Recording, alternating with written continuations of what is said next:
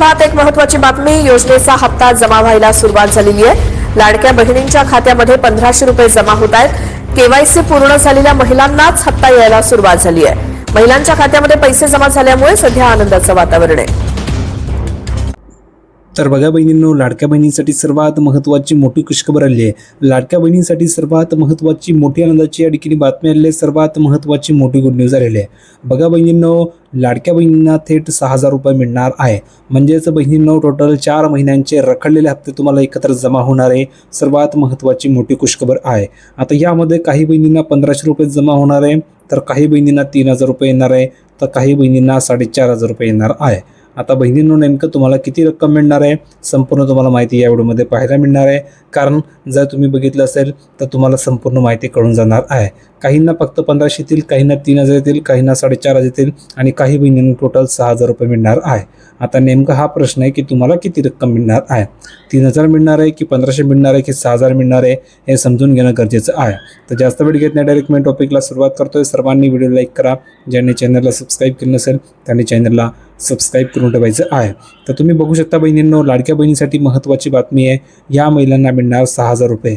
आता अशा कोणत्या बहिणी की ज्यांना 6000 मिळणार आहे, तर बघा, रखडलेले 4 हप्ते तुम्हाला एकत्र दिले जाणार आहे. हा महत्त्वाचा निर्णय सुद्धा झालेला आहे.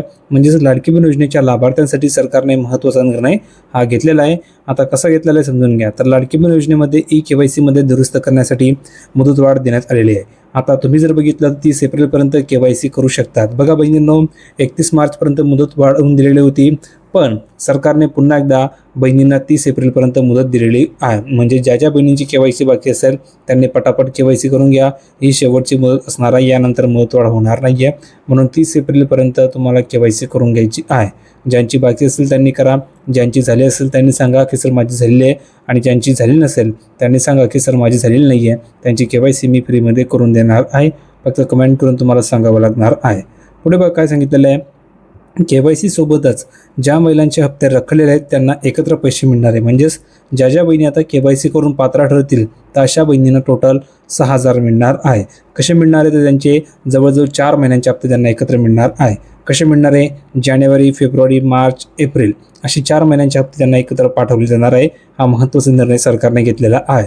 म्हणजेच जर का KYC केली, KYC केल्याच्या नंतर जर का तुम्ही पात्र असाल, निकषामध्ये बसत असाल, तर लगेच तुम्हाला 4 हप्ते एकत्र पाठवले जातील. म्हणजे 6000 रुपये तुम्हाला मिळणार आहे. आणि ज्या बहिणींना नियमित हप्ते मिळतात त्यांनी कमेंट करून सांगा की सर मला फेब्रुवारी महिन्याचा हप्ता आलेला होता. कमेंट करून सांगा की सर मला फेब्रुवारीचा हप्ता आलेला होता, तर त्यांना 3000 मिळणार आहे.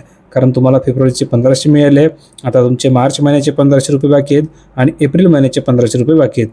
असे टोटल तुमचे 3000 रुपये बाकी आहेत.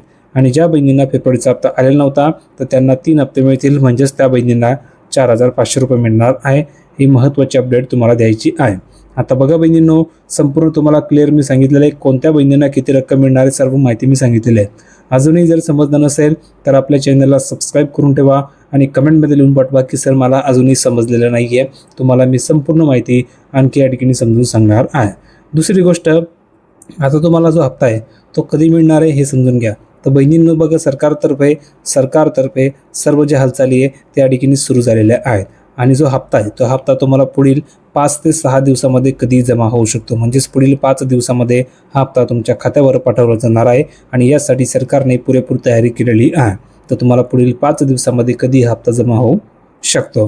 तर हा व्हिडिओ कसा वाटला कमेंट करून नक्की सांगा. व्हिडिओ आवडला असेल तर लाईक करा, शेअर करा, चॅनलला सबस्क्राईब करायला विसरू नका. भेटूया पुढच्या व्हिडिओमध्ये नवीन अपडेट घेऊन. तोपर्यंत धन्यवाद.